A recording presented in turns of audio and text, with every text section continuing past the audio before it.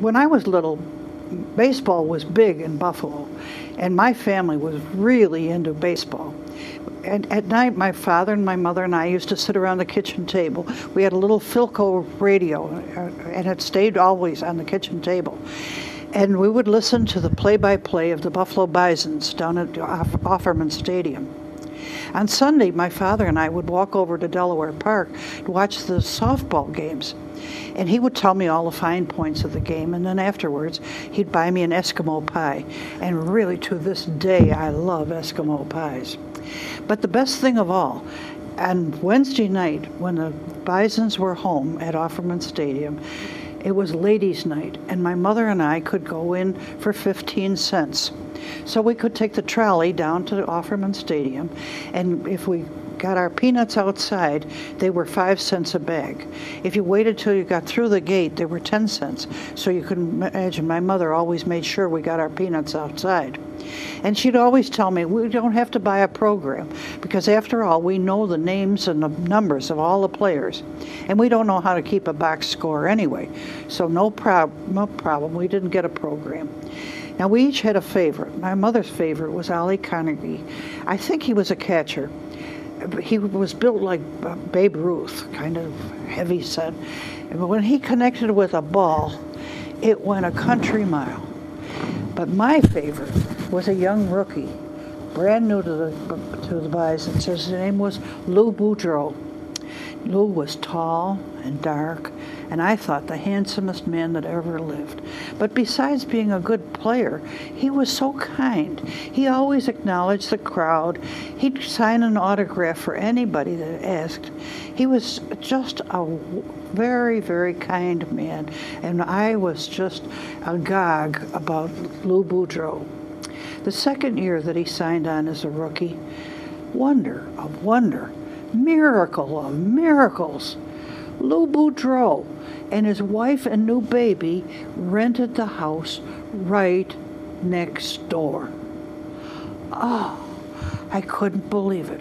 Every day I would be standing, just sort of nonchalantly standing on the front lawn when it was time for Lou to go down to the trolley, to get the trolley to go to Offerman Stadium. And he'd be carrying his favorite bat and glove. And he would tip his hat and he'd say, "Well, hello there, Missy. How are you today?" How was I? I was halfway to heaven. Well, in the part of Buffalo where we lived, the houses were too close together to admit a driveway. And so the Boudreau's kitchen was only about 10 feet from our dining room. And in those days, of course, no air conditioning and nobody had a fan. But nobody closed their windows all summer long. And so the Boudreau's kitchen windows were open and our dining room windows were open. And when the Bisons were home, and it wasn't a Wednesday night, I would figure out what time Lou would be coming home, and I would crawl out of my bed, and on my hands and knees, I would crawl out into the dining room, up against the windows, high enough that my ear was high, but not too high. And I would just listen. And they would talk, he and Mrs. Boudreau, while they ate a little light supper, they would tell about the things that the baby did that day, and they would talk about who was getting traded, who was getting married, who was going to have a baby. Nothing personal. And I never told anybody anything that they said. I just loved being part of their life. It was an enchanted time for me. I just felt as if I fell into heaven. Until one night, something woke my father.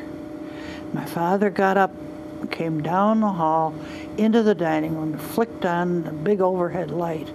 He was wearing his long johns. Looked down and he saw me. "Betty, what the hell are you doing?" Oh, I couldn't speak. I looked at his feet, and I knew that Mrs. Boudreau knew exactly what I was doing. So I slithered back to my bed. Well, I never again eavesdropped on anybody, and I never again stood out on the front lawn waiting for Lou to go down and get the trolley to go down to the field. But I never lost track of his career, and he had a wonderful career. He stayed in Buffalo for a couple of years, and then he went up to the majors, and he worked for the Cleveland Indians at Lakefront Stadium. And my father and I, and my mother also, went up, or I guess west to Cleveland many times to see him play.